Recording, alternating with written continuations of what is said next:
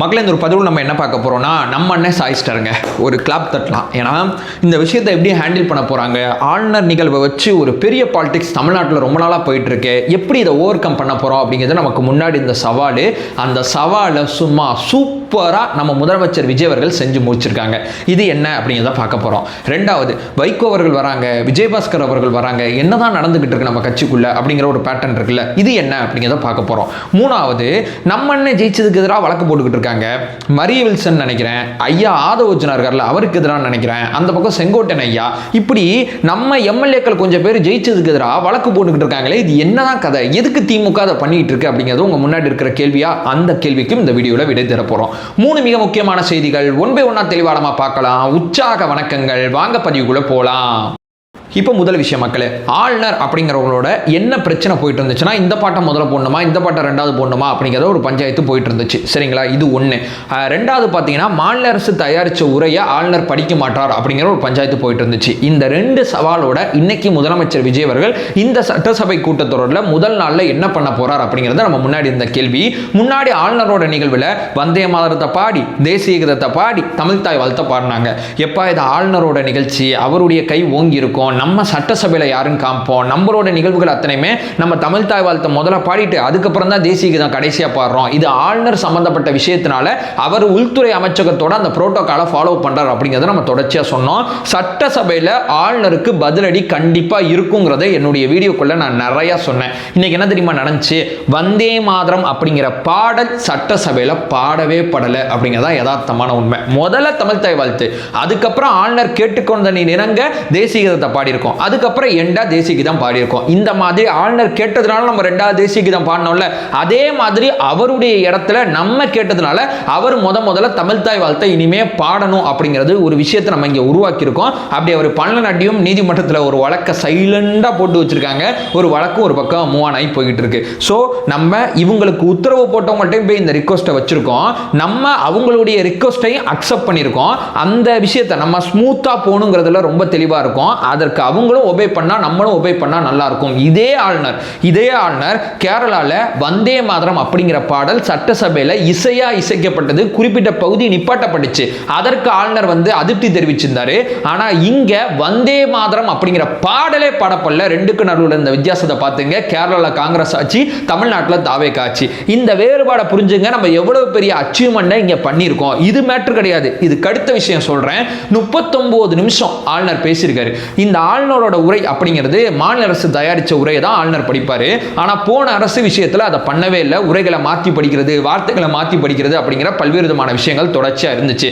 ஏன் தெரியுமா, மாநில அரசு தயாரிச்ச உரையை ஆளுநர் படிக்கிறார்னா, ஆளுநர் அப்படிங்கிறது மாநிலத்தோட தலைவர், முதலமைச்சர் அப்படிங்கிறது மாநிலத்தோட நிர்வாக தலைவர். அதாவது மாநிலத்தோட தலைவராக இருக்கிற ஆளுநர் என்னோட மாநிலமே சரியில்லைன்னு சொன்னா அது எப்படி லாஜிக்கா இருக்குமா? இதை யார் சொல்லணும்னா எதிர்க்கட்சி தலைவர் சொல்லணும், எதிர்க்கட்சி நண்பர்கள் சட்டசபையில் சொல்லணும். முதல்ல எப்பா நம்ம மாநிலம் எப்படி இருக்கு, நான் என்ன பேசணும், எனக்கு உரை கொடுங்க அப்படிங்கிறப்ப அந்த உரையை கொடுத்துருவாங்க. இவர் வாச்சிருவாரு. வாச்ச பிறகு முதலமைச்சர் நன்றி தெரிவிப்பார். எதிர்க்கட்சி நண்பர்கள் எந்திரிச்சு அப்படி இல்லைங்க ஆளுநர் உரையில் எப்படி அப்படி சொல்லலாம் இப்படி சொல்லலாம்னு சொல்லி அவங்க பேசுவாங்க.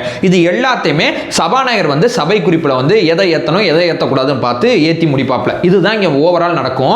இந்த ஆளுநர் பார்க்க வேண்டிய வேலையை பார்க்காம எதிர்க்கட்சிக்காரங்க பார்க்க வேண்டிய வேலையை ஆளுநர் பார்க்குறாருங்கிறது தான் போன ஆட்சியில் இருந்த பஞ்சாயத்து. இந்த ஆட்சியில் ஆளுநர் தன்னுடைய வேலையை பார்த்துருக்காரு. ஏன்னா இங்கே முதலமைச்சர் விஜய் அவர்கள் அந்த வேலையை பார்க்க வச்சிருக்கார் அப்படிங்கிறது தான் யதார்த்தமான உண்மை. இந்த வேலையில் ரொம்ப முக்கியமாக சொல்கிறேன். நீங்கள் என்னப்பா பாஜக என்ன சொல்லுவீங்க, மும்மொழி கொள்கையா? தமிழ்நாட்டில் இருமொழி கொள்கை தான், ஆளுநர் வச்சே சொல்லுவோம் ஒன்னா. அதுக்கப்புறம் வேற என்ன பேசிட்டு இருந்தீங்க, நிதி கொடுக்கறது பஞ்சாயத்து போயிட்டு இருக்குல்ல, ஒன்றிய அரசு மாநிலத்துக்கு நிதி கொடுக்கிறது.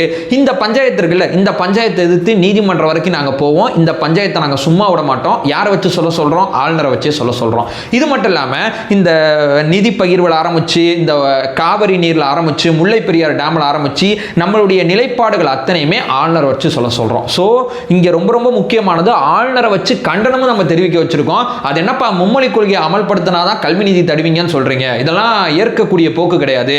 நீங்க பணத்தை கொடுங்க, என் குழந்தைக்கு என்ன சொல்லிக் கொடுக்கணும், இருமொழியா மும்மொழியாங்கிறத நான் முடிவு பண்ணிக்கிறேன், என் குழந்தை மும்மொழி படிக்குங்கிறத நீங்க எப்படி முடிவு பண்ணலாம் அப்படிங்கிறத ஆளுநரை வச்சு பேச வச்சிருக்கோம். ஸோ ஆளுநர் இன்னைக்கு தமிழ்நாடு அரசோட உரையை ஏற்றுக்கொண்டு தமிழ்நாடு அரசோட கொள்கை நிலைப்பாட மத்திய அரசோட இருந்த முரண்பாடுகளை சட்டசபையில் ஆளுநரை பேசியிருக்கார். இது மட்டும் கிடையாதுங்க, ஜாதிவாரி கணக்கெடுப்பு எடுக்க சொன்னா ஒன்றிய அரசு எடுக்க மாட்டேங்குது. அப்ப ஆளுநரை வச்சு ஜாதிவாரி கணக்கெடுப்பு நாங்க தமிழ்நாட்டில் எடுப்போம் அப்படிங்கிற விஷயத்தை சொல்லியிருக்கோம். இது மட்டும் இல்லாம தொழில்துறையில நம்மளுடைய அடுத்த கட்ட பாய்ச்சலா இருக்கட்டும், இந்த அறநிலைத்துறையில அந்த நிதி, கோவிலுக்கான நிதி இருக்குல்ல, அந்த காசு கோவிலுக்கு மட்டும்தான் பயன்படுத்த போறோம் அப்படிங்கிற கொள்கை முடிவா இருக்கட்டும், இந்த மாதிரி ஏகப்பட்ட விஷயத்தை ஆளுநரை வச்சு இன்னைக்கு நம்ம சொல்லியிருக்கோம். இப்ப இதற்கு நன்றி தெரிவித்து முதலமைச்சர் பேசுவாங்க, எதிர்க்கட்சி நண்பர்கள் அடுத்தடுத்து பேசுவாங்க. இந்த ஒரு விஷயத்தை ஸ்டாலின் அவர்கள் ஆட்சி காலத்தில் பண்ணாம பஞ்சாயத்து பிரச்சனை ஏகப்பட்ட விஷயம் நடந்துச்சு. அது அத்தனையுமே இந்த ஆட்சியில் ஒரே நாள் ரொம்ப அழகா முதல் கூட்டத்தொடரிலே முதலமைச்சர் விஜய் அவர்கள் முற்றுப்புள்ளி வச்சு எல்லாத்தையும் முடிச்சு விட்டு போய்கிட்டே இருக்காருங்க. எப்ப அடுத்தடுத்த விஷயங்கள் நம்ம போகணும்பா, இந்த பஞ்சாயத்தை உட்காந்து 10 நாள் பேசிட்டு இருக்க முடியாதுல்ல, இது பஞ்சாயத்தே ஆகாம இங்க முடிச்சு வச்சிருக்காரு அப்படிங்கிறதா, இதுதான் சாணக்கியத்தனம். இதைத்தான் நான் இங்க பாராட்டிக்கிட்டு இருக்கேன். நம்பர் 1. இப்ப ரெண்டாவதுங்க, இது என்னங்க வைகோ நம்ம பக்கம் ஏதோ லைட்டா சாயிரமா இருக்கு, மூத்த தலைவர் பெரியவர், இப்ப நம்ம அண்ணா கூட அவர் சம்பந்தப்பட்ட ஏதோ ஒரு நூலெல்லாம் வெளியிட போறாருலாம் சொல்றாங்க, வைகோவே சொல்றாப்புல அந்த விஷயத்த. இது என்ன கதைங்கிறப்போ, வைகோ அவர்களோட கட்சியில 2 பேர் இருந்தாலும் அவங்க மதிமுகவில் ராஜினாமா செஞ்சு திமுகவோட உறுப்பினராக ஜாயின் பண்ணி முன்னாள் முதலமைச்சர் இருக்கக்கூடிய மு.க. ஸ்டாலின் அவர்கள் A form B form sign பண்ணதுனால தான் அவங்க இப்போ திமுகவோட எம்எல்ஏவாக தான் இருக்காங்க. பட் அந்த 2 எம்எல்ஏ மதிமுகவோட எம்எல்ஏ தான், ஆனால் அவங்க சட்டப்படி திமுகவோட எம்எல்ஏக்கள். ஸோ இவங்களோட என்னன்னு தெரியல, இவங்க ராஜினாமா பண்ண போறாங்களா, பண்ணி மறுபடியும் இடைத்தேர்தலை சந்திக்க போறாங்களா, அதற்கெல்லாம் வாய்ப்பு ரொம்ப கம்மியாக இருக்குன்னு சொல்றாங்க.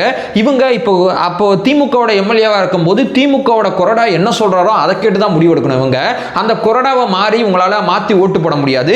சோ ராஜினாமாவை நோக்கி இவங்க நகர்றதுக்கு வாய்ப்பு இருக்குங்கிறது நிறைய பேர் சொல்றாங்க.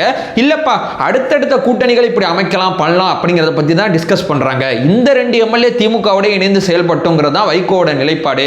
ஏன்னா வைகோ அவர்கள் ராஜினாமா பண்ண சொல்லி அவங்களுடைய சின்னத்துல நின்று ஜெயிச்சு இதெல்லாம் நடக்கிற காரியம் கிடையாது. ஏன்னா இப்ப 6 தொகுதி, இந்த 2 தொகுதியில இவங்க ஜெயிச்சாலும் அது தாவேக்காக்கு சாதகமா இருக்க போறதில்ல.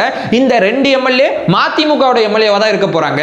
இந்த 6 பேர் இப்ப விசில் சின்னத்துல நின்னு ஜெயிக்கிறதுக்கு வாய்ப்பு இருக்கு. ஆனா இங்க இவங்க கூட்டணி சேர்ந்தாலும் இவங்க பம்பரத்துல தான் நிக்க போறாங்க. சோ இது ஒரு மாதிரி கன்ஃபியூஸா போயிட்டு இருக்கு.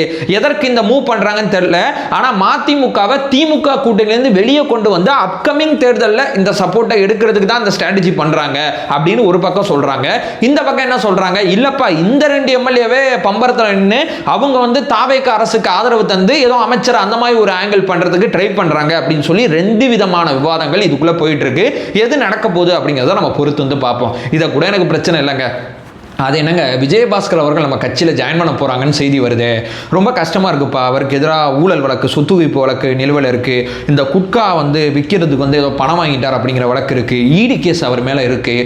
ஆனால் அவர்களாம் எப்படிப்பா நம்ம கட்சியில் சேர்த்துக்கிட்டா அது எப்படி சரியாக இருக்கும் அப்படின்னு சொல்லி கேட்டிங்கன்னா, இப்போ என்கிட்ட கேட்டிங்கன்னு வைங்களேன், தனிப்பட்ட முறையில் எனக்கு உடன்பாடு இல்லை. ஆனால் என்னோட தலைவர் ஒரு முடிவு எடுத்தார்னா தொண்டராக நான் அக்செப்ட் பண்ணி தான் ஆகணும். ஏன்னா என்னோட தலைவர் இப்போ என் முன்னாடி இருக்கிற பார்வையை மட்டும் அவர் பார்க்க மாட்டார். அவர் பல விஷயத்தை பார்த்து தான் அந்த முடிவுக்கு வந்திருப்பார். அவர் இந்த முடிவு எடுத்தார்னா நான் அக்செப்ட் பண்ணிப்பேன். ஆனா ஒரு விஷயத்தை சொல்லிடுறேன், இவர் மேல இவ்வளவு ஊழல் வழக்கு இருக்குல்ல, அவர் எம்எல்ஏவா ஜெயிச்சிருக்கார். செந்தில் பாலாஜி அவர்கள் மேல ஊழல் வழக்கு இருக்குல்ல, அவர் எம்எல்ஏவா ஜெயிச்சிருக்கார். ஓபிஎஸ் இருக்கார்ல, அவர் இந்த பக்கத்துல இருந்து இந்த பக்கம் போயிட்டார் அப்படின்னு சொல்லி அவ்வளவு விமர்சனங்கள் இருக்குல்ல, ஆனா அவர் ஜெயிச்சிருக்கார். வைத்தியலிங்கம் இருக்கார்ல, இந்த பக்கத்துல இருந்து இந்த பக்கம் போயிட்டாரு அப்படிங்கிற ஒரு குற்றச்சாட்டு இருக்குல்ல, ஜெயிச்சிருக்கார். பிரேமலதா விஜயகாந்த் அவர்கள் மேல அவ்வளவு குற்றச்சாட்டு இருக்குல்ல, ஜெயிச்சிருக்காங்க. எப்படி இவங்கெல்லாம் ஜெயிக்கிறாங்க? தேர்தல் அரசியல் அப்படிங்கிறது வேற. அதாவது செந்தில் பாலாஜி திமுக ஜாயின் பண்ணத திமுகக்கு அந்த பகுதியில் கோவை, அந்த கரூர், அந்த பகுதியில் வளமா இருக்கனா வளமா இருக்கு. ஆனா அவருடைய இணைப்பு தமிழ்நாடு முழுக்க திமுக மேல அதிருப்தியை உருவாக்கி இருக்கு. அதே மாதிரி ஒரு விஷயம் விஜயபாஸ்கர் அவர்கள் விஷயத்துல தமிழக வெற்றி கழகத்துக்கு நடந்துடக்கூடாதுங்கிறதா என்னுடைய எண்ண ஓட்டம். ஆனா தனிப்பட்ட முறையில் என்கிட்ட கேட்டீங்கன்னா எனக்கு உடன்பாடு இல்லை. என்னோட தலைவர் முடிவெடுத்தாருன்னா நான் அக்செப்ட் பண்ணி தான் ஆகணும். ஏன்னா இங்கே நம்ம பெரும்பான்மையை நோக்கி போக வேண்டிய தேவை இருக்கு. பெரும்பான்மை இருந்தால் மட்டும்தான் 5 வருஷம் நிலையான அரசாங்கத்தை நம்மளால கொடுக்க முடியும்.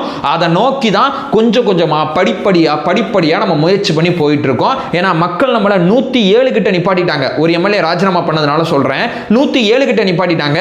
117க்கு போயிட்டோம்னா அப்படியே சூப்பரா நம்ம நினைச்ச அத்தனையுமே செய்யலாம். அதற்காண்டி தான் இவ்வளவு கஷ்டப்பட்டு இருக்காங்க.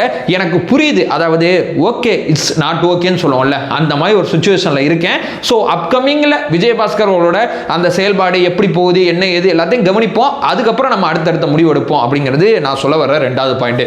இப்போ 3வது கடைசியான ஒரு விஷயம், எதுக்குப்பா இந்த மாதிரி தேர்தல் வழக்குகளை போட்டுக்கிட்டு இருக்காங்க, என்னதான் கதை அப்படின்னு சொல்லி கேட்டிங்கன்னா, இது ஒரு உளவியல் ரீதியாக நம்மளை பலவீனப்படுத்துகிற மாதிரி ஒரு விஷயம் தான், மற்றபடி வேறு எதுவும் கிடையாது. நம்மளுடைய எம்எல்ஏக்களோட கவனம் நீதிமன்றத்தை நோக்கி நகரணும். ஏன்னா இதோட தீர்ப்பெல்லாம் வர்றதுக்குலாம் ரொம்ப நாள் இருக்கும். 2011 ஸ்டாலின் ஐயா ஜெயிச்சதுக்கு எதிராக வழக்கு நிலுவையில் இருக்கு. அதுக்கப்புறம் பார்த்தீங்கன்னா அந்த அப்பாவும் இருக்கார்ல, அவர் தான் தோத்து போயிட்டோம், தான் ஜெயிச்சிருக்கணும், எனக்கு எதிராக இந்த போட்டியிட்ட இன்பதுரை சீட் பண்ணி தான் ஜெயிச்சார் அப்படின்னு சொல்லி ஒரு வழக்கு ஒன்று போட்டாப்ல. அந்த வழக்குக்கான தீர்ப்பு இப்போ வந்துச்சு. அப்பா அவர்கள் அந்த 5 வருஷம் முடிஞ்சு போச்சு, 2016 முடிஞ்சு போச்சு. 2021 அவர் ஜெயிச்சு அவர் சட்டசபையில் சபாநாயகராக ஆயிட்டாரு. ஆனால் 2016க்கான வழக்கு இப்போ வரைக்கும் நடந்துகிட்டு இருக்கு. ஏதாவது புண்ணியம் இருக்கா? தீர்ப்பு வந்துச்சு, அந்த தீர்ப்பை எதிர்த்து மேல்முறையீடும் போயிருக்காங்க. இப்போ நம்ம எம்எல்ஏக்களுக்கு எதிராக நான் வீடியோ ஆரம்பத்தில் சொன்னேன்ல, அவ்வளவு வழக்கு போட்டாலும் ஒரு நீதிமன்ற ப்ராசஸ், நீதிமன்றத்துக்கு ஃபைல் சப்மிட் பண்றது, ஆதாரங்களை கொடுக்கறது, இந்த மாதிரி நம்மளுடைய கவனத்தை இந்த பக்கம் இழுக்கிறதுக்கான ஒரு யுக்தி தான் இது. நடுவில் நீதிமன்றம் ஏதாவது ஒரு ஸ்டேட்மெண்ட் சொல்லுவோம்ல, அந்த ஸ்டேட்மெண்ட் அத்தனையுமே செய்தியா மாறும். இங்க பாருங்க, அங்க பாருங்க, அங்க பாருங்கன்னு சொல்லி ஒரு செய்தி அரசியல் பண்றதுக்கு தான் இந்த விஷயத்தை பண்றாங்களே தவிர மற்றபடி வேற எதுவுமே இல்லை. ஏன்னா இதை விசாரிச்சு இதை தீர்ப்பு சொல்றதுக்கு இன்னும் கால அவகாசம் எடுத்துக்கும். அந்த கால அவகாசத்துக்குள்ள 5 வருஷம் தாவேக அரசே முடிஞ்சாலும் அந்த கால அவகாசம் தொடர்ச்சியா போயிட்டு இருக்கும். இந்த 5 வருஷத்துல வரக்கூடிய செய்திகள், அந்த எம்எல்ஏக்கு என்னப்பா நம்ம ஜெயிச்சதை வச்சு ஒரு வழக்கு போட்டு உயிர் எடுத்துக்கிட்டு இருக்காங்களேன்னு சொல்லி அவரை உளவியல் ரீதியா ஒரு பாதிப்புக்குள்ளாக்க, அவருடைய கவனத்தை நீதிமன்றத்தை நோக்கி நகர்த்த, ஒரு செலவை உருவாக்க, அதுக்கு தான் இந்த விஷயத்தை பண்றாங்க. மற்றபடி இதனால நம்ம பதவி பெறுமா, அது நடந்துருமா, இது நடந்துருமான்னு கேட்டீங்கன்னா, தீர்ப்பே வந்தாலும் நம்ம மேல்முறையீடு போவோம். ஸோ தீர்ப்பு வர்றதுக்கே லேட் ஆகும். தீர்ப்பு நம்ம மேல்முறையீடு போய் அதுக்கடுத்து அது நடக்கலாம். காலவாசம் அவ்வளோ எடுக்கும். இது உளவியல் ரீதியா தாவேகா தொண்டர்களையும் தாவேகா எம்எல்ஏக்களையும் பலவீனப்படுத்த திமுக தீய சக்தின்னு சொல்றோம். பாத்தீங்களா? ஏன் தெரியுமா சொல்றோம்? வேற எந்த கட்சியில, அதிமுகல செங்கோட்டன் ஐயா இருக்கார்ல, அவருக்கு எதிராக மட்டும் ஒருத்தர் வழக்கு போட்டிருக்கார். இந்த பேட்டனை ரொம்ப தீவிரமா முன்னெடுத்தது திமுக மட்டும்தான். அதனாலதான் சொல்றோம், எப்ப அவங்க ஜெயிச்சிட்டாங்க, எம்எல்ஏ ஆயிட்டாங்க, எதுக்கு தேவையில்லாம இந்த ஒரு வழக்கை போட்டு நீதிமன்ற நேரத்தை வேஸ்ட் பண்ணி பொதுமக்களையும் குழப்பி ஒரு தாவேகா எம்எல்ஏ மன உளைச்சலாக்கி எதுக்கு இந்த வேலையை பார்க்குற? எப்படி இந்த வழக்கில் நீ ஜெயிக்க போறதில்லை, எதுக்கு இந்த வேலை பார்க்குறேன்னா அப்படிதான் பார்ப்போம். உளவியல் ரீதியாக நான் உன்னை அடிப்பேன், அதுக்காண்டியாவது இந்த வேலையை பார்ப்பேன்னு பார்க்குறாங்கல்ல. இதனால தான் சொல்றேன், திமுக ஒரு தீய சக்தி, வேற எதுவுமே கிடையாது. ஸோ ஓவரால் எல்லாத்த பற்றியுமே தெளிவாளமாக அந்த வீடியோவில் பேசியிருப்போம். நம்மளோட ஒரே நோக்கம் அறியாமை அகற்ற வேண்டும், அறியாமை அகற்றப்பட வேண்டும். Thank you so much.